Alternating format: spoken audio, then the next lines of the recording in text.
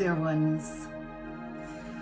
Welcome again to my channel, and thank you so very much for supporting and liking and subscribing. It does help to grow my channel. So today I just would like to remind you about actions speaking so much louder than words. We've looked at the 4 agreements before on this channel, so if you need to re-watch one of my earlier videos to remind yourself what that is about, please do. And the first of the 4 agreements, as you know, is to be impeccable with your word. Using the word against yourself is one of the hardest lessons that I've learned in my transformation with self-love, as I am really my own hardest taskmaster. And I'm the one who berates myself more than anyone else does, which is why the constant reaffirming of my own self-love is so very important. And I can also attest to how easy it is for one to stay in our own heads all the time. It's almost like an application that's not working and it goes around and around in circles without resolution. So do get out of your head and speak to yourself with love. But what I've also learned, and that I'm applying on a daily basis, is that for many people, words are cheap.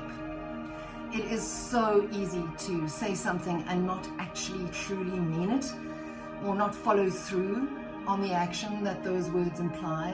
And actions do truly speak a multitude of volumes louder and more profoundly than any words really do. And what I mean about words being cheap is that many people don't know how to speak their truth, and they either remain silent and refuse any sort of communication whatsoever, or they communicate indirectly in the form of deflection, or they prefer to say words that they know will manipulate you, whether it is for the purpose of getting you to do something, to be something, to control you, or just to say things that they know you do want to hear in order for you to see them in a certain way, so that they can feel accepted in most cases. Actions, however, what people do to show their true intentions, to demonstrate their true feelings, particularly their commitment perhaps, or maybe even their lack thereof, that is really where their reality and the demonstration of their perspective shines through far more than any words could ever say.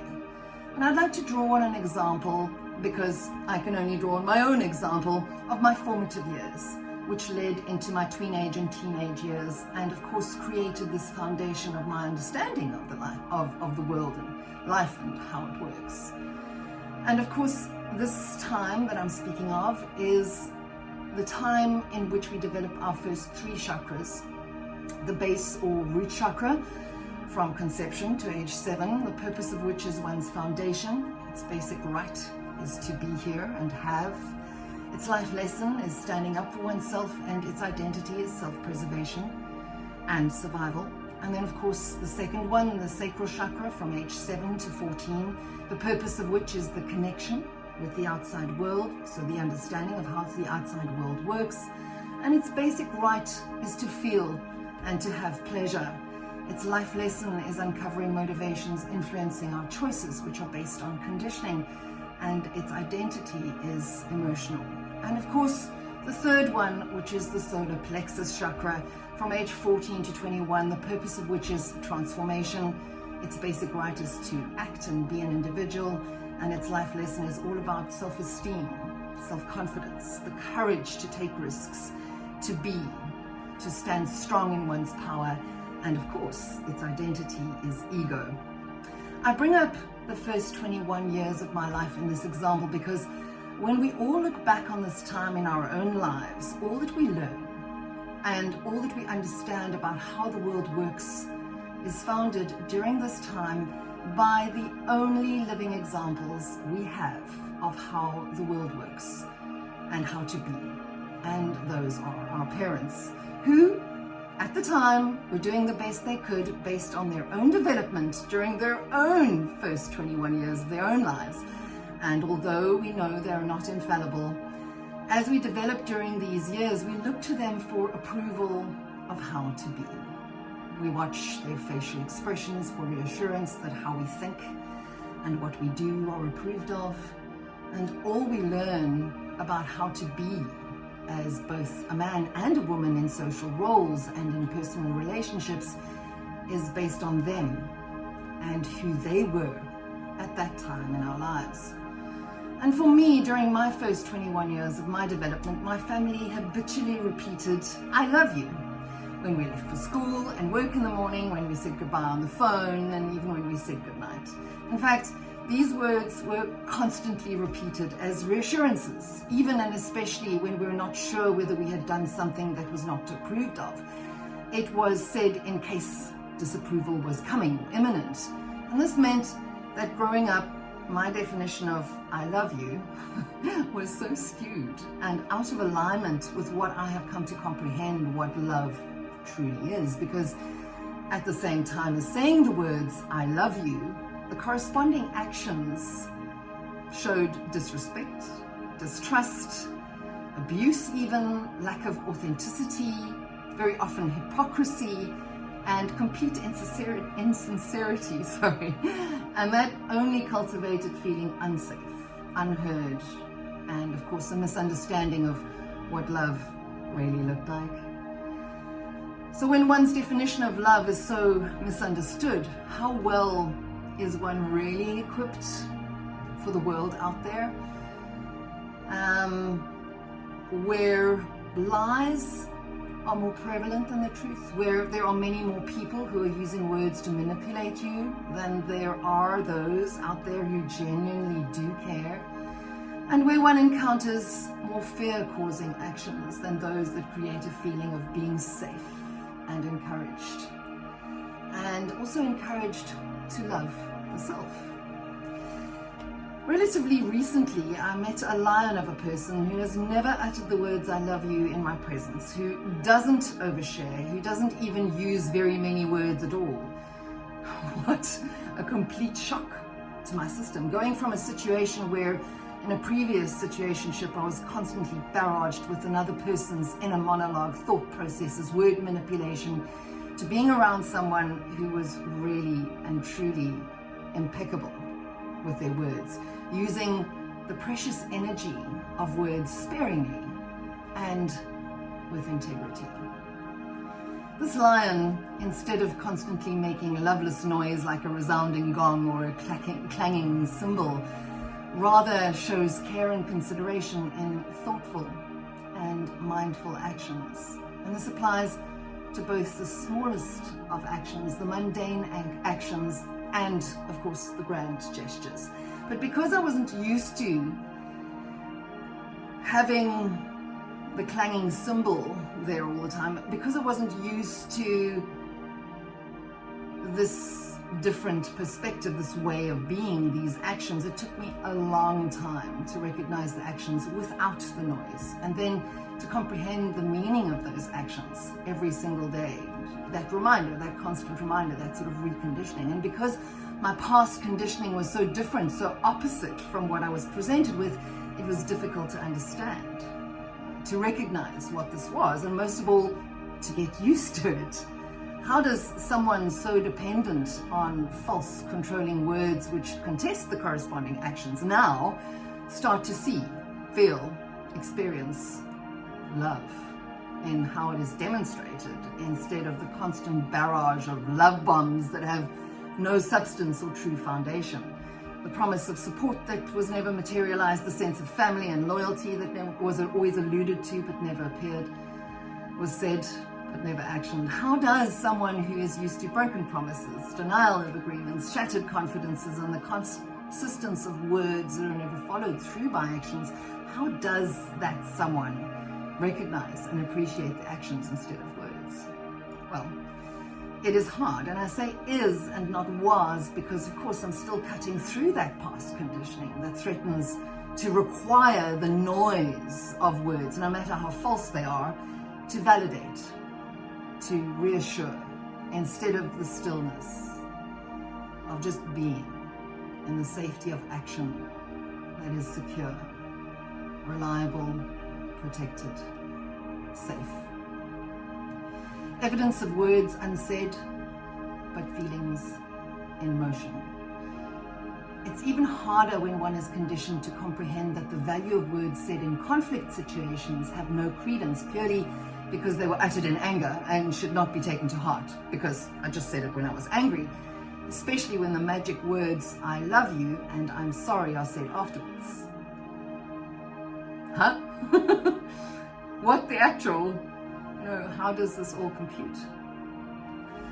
As a teenager, I adored the song More Than Words by Extreme. I'm sure you do all remember it, and if you don't, look it up on YouTube. It's worth it. And in that song, I wondered what would really happen if those words, "I love you," were taken away, if they were banned, removed completely from existence, and could no longer be used. I spent time, a lot of it, pondering what would happen to people, what would happen to relationships, how they would or could express their feelings truthfully without using those words. And only this past year has that profound question been answered. So healing from this definition learned in my formative years and releasing the past conditioning has been an unenviable task, as it has been so long in the consolidation of this truth that I find it necessary to remind myself, and in so doing to remind you daily, that actions do speak louder than words, and that goes for how I choose to express love for myself. The words of affirmations that counteract the self-speak are so important, but they're only the beginning of unconditioning or reconditioning. My actions towards myself and my own abilities, my self-worth, my value as a human being to others, is only a way of creating fear, which of course is the opposite of love, which of course leads to anxiety and the feeling of not being good enough, not doing enough, not pleasing the people around me enough. And then what happens when the people I care most don't like me? So how am I defined then as a human being?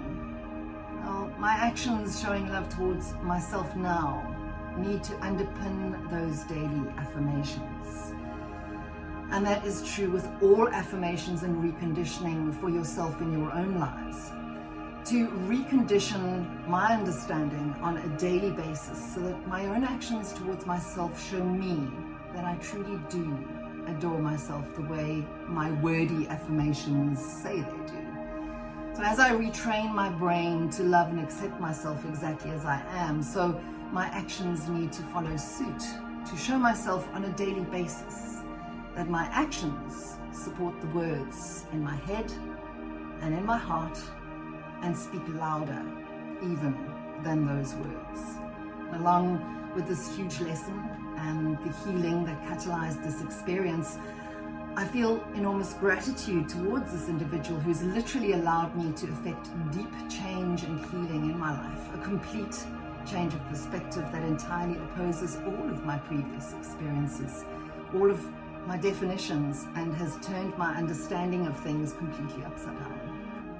Yes, changing a conditioning that is so deep-seated can be rather difficult, but I can attest to the wondrous doors it opens in feeling and in facing and in going through life in an utterly different way. What past conditioning from your formative years has caged you with thoughts that keep you imprisoned, that say you can no longer fly, that your wings no longer work, and that you need to remain incarcerated to be accepted and appreciated? How can you love yourself more each and every day so that you might blossom and grow into who you were meant to be before the world told you who you needed to be accepted?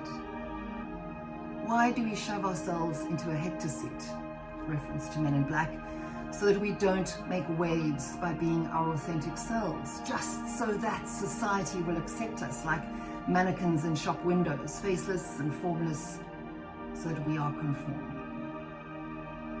Love who you are, exactly as you are. Odd, weird, different, doesn't matter. Your uniqueness shines a light in your world. And when you meet an opposing comprehension of the world that might make you uncomfortable with your own beliefs, explore it before you discard it. Each and every experience is a gift when you choose to see it that way. So remember the 4 agreements, the 5 Reiki principles, and apply them in action each and every day for your own highest and greatest good. And just to end in with a deep breath, we're going to breathe in golden light, hold it, allow it to fill our cells, and then breathe out like we're blowing out a balloon, like we're blowing into a balloon. So breathe in, hold it, and allow the golden light to fill our bodies, to fill our aura, and to radiate out from us.